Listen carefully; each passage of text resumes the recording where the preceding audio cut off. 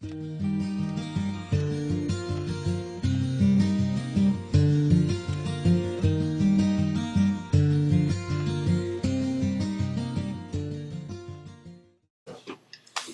Perks of Being a Wallflower.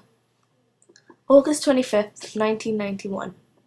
Dear friend, I'm writing to you because you said you'd listen and understand and didn't try to sleep with that person at the party even though you could have.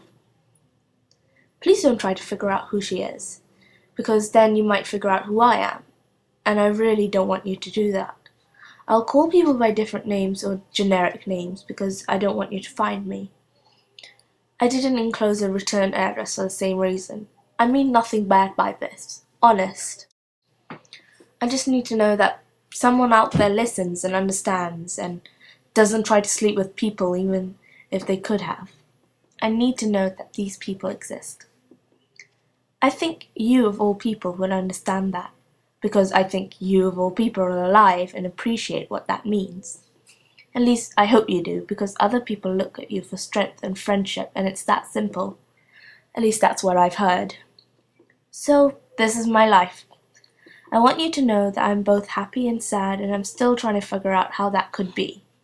I try to think of my family as a reason for me being that way, especially after my friend Michael stopped getting school one day, late spring, and we heard Mr. Vaughan's voice on the loudspeaker. Boys and girls, I regret to inform you that one of our students has passed on. We will hold a memorial service for Michael Dobson during assembly this Friday. I don't know how news travels around school, and why it is very often right. Maybe it was in the lunchroom. It's hard to remember, but Dave with the awkward glasses told us that Michael killed himself. His mum played bridge with one of Michael's neighbors and they heard the gunshot. I don't really remember much of what happened after that, except that my older brother came to Mr. Vaughan's office in my middle school and told me to stop crying. Then he put his arms on my shoulder and told me to get it out of my system before Dad came home. We then went to eat French fries at McDonald's and he taught me how to play pinball. He even made a joke that because of me he got to skip an afternoon of school and asked me if I wanted to help him work on his camera room. I guess I was pretty messy because he never let me work on his camera room before. At the guidance counselor sessions, they asked a few of us who actually liked Michael to say a few words. I think they were afraid that some of us would try to kill ourselves or something, because they looked very tense, and one of them kept touching his beard. Bridget, who's crazy, said that sometimes she thought about suicide when commercials come on during TV.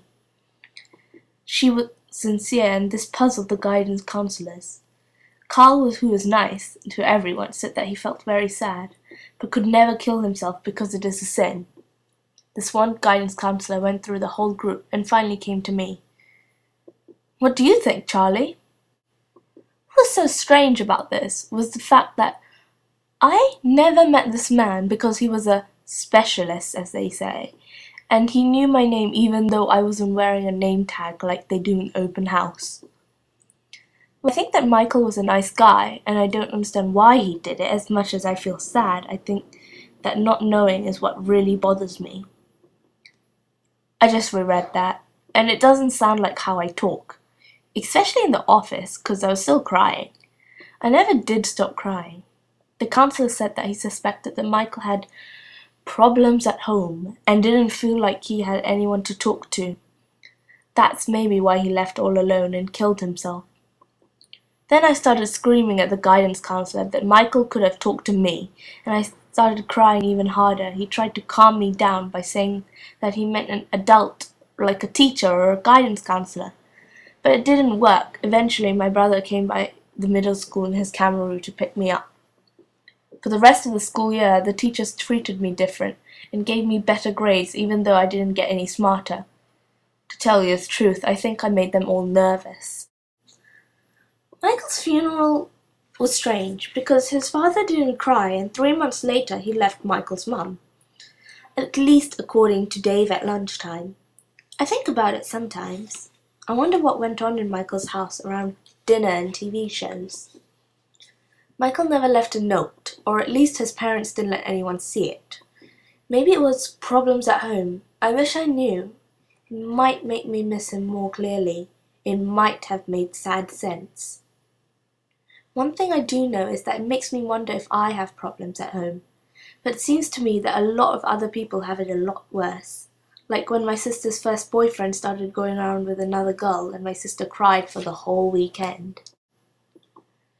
My dad said, "There are other people who have it a lot worse," and my mum was quiet, and that was that. A month later, my sister met another boy and started playing happy records again. And my dad kept working, and my mum kept sweeping, and my brother kept fixing his Camaroo. That is, until he left for college at the beginning of the summer. He's playing football for Penn State, but he needed the summer to get his grades right to play football. I don't think there's a favorite kid in our family. There are 3 of us, and I'm the youngest. My brother is the oldest. He's a very good football player and likes his car.